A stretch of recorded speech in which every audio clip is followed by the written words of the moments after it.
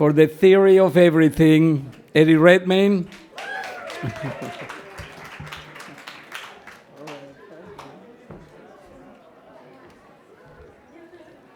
Hello.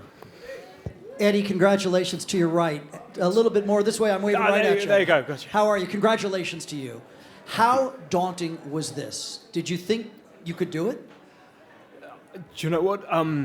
When you try, well, basically, as the dream for actors is to tell interesting stories about interesting people, and they don't come as extraordinary as Stephen and Jane's story. So when I read the script, I fought incredibly hard for this part. But you do it blindly. You do it trying to persuade people that you're already confident, you know exactly what you're going to do. It's like any sort of job interview. And so when I did get cast and I realized I had persuaded James, our director, that I knew what I was talking about, I then had a moment of elation and then several months of great trepidation and fear. It was an amazing privilege, but an amazing responsibility as well. So yeah, it was many sleepless nights, but once Stephen and Jane saw the film and were kind about it, then that was amazing. I had a very good night's sleep that night. Eddie, to your left over here. Hi, congratulations. Hey, thank you. As a fellow Brit, congratulations again. How does it feel being part of what looks like a bit of a British invasion tonight? A lot of British winners. Is your access in Hollywood a bit better than maybe it was before for Brits? Does you see any change? Oh gosh, do you know, I have no idea.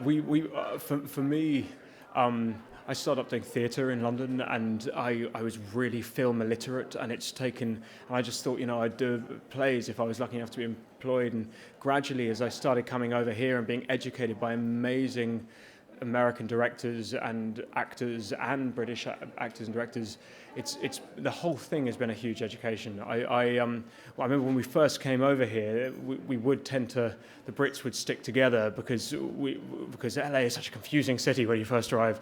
No, so I have no idea what why there are so many Brits here, but I'm thrilled to be one of them. Eddie, right here. Yes, Here. yes. Hey. Congratulations on the win. From the first frame of the film, you completely embody this character. You do it subtly, then you kind of do it within your face way. Ironically, as the film progresses, it seems that as Hawking is deteriorating, your presence is even stronger. And what, kind of following up on an earlier question, were the subtleties harder, or were the more broad strokes of, as we all know, Hawking to be harder for you, or both? The interesting thing about the process was that unfortunately we couldn't shoot chronologically. So the hardest thing was making sure that the performance melded, and that you didn't hopefully look and find the moments or the transitions. The interesting aspect of it for me was that when you meet Stephen, even though he can move so few muscles, he has all of the facilities that we have of voice, of gesture, all of those energies are channeled into those few muscles he can move. And for me, the great privilege of this film was being able to do it on film, as in to do it with a camera, being able to see the intricacies and the nuances of every minutiae of your face, because when you meet Stephen, that's where his charisma lies. Thank you. Eddie, directly in front of you.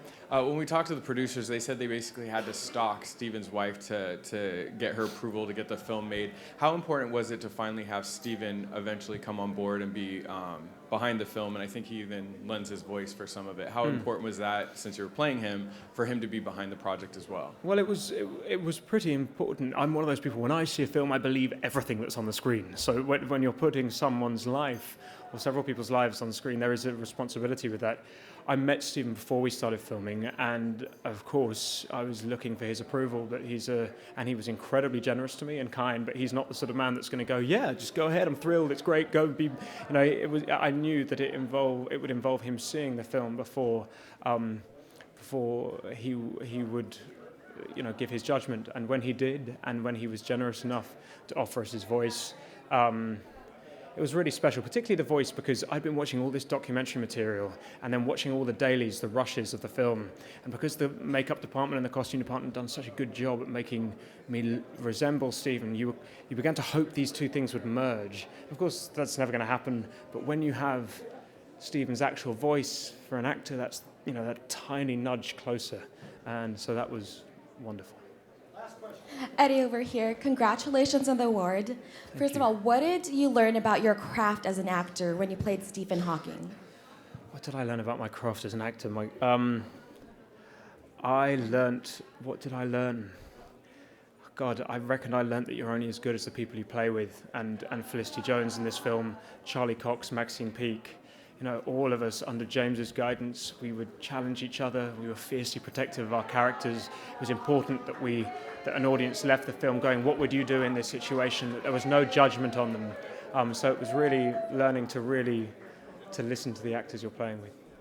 Great, thank you, Eddie. Thank you so much. Thank you.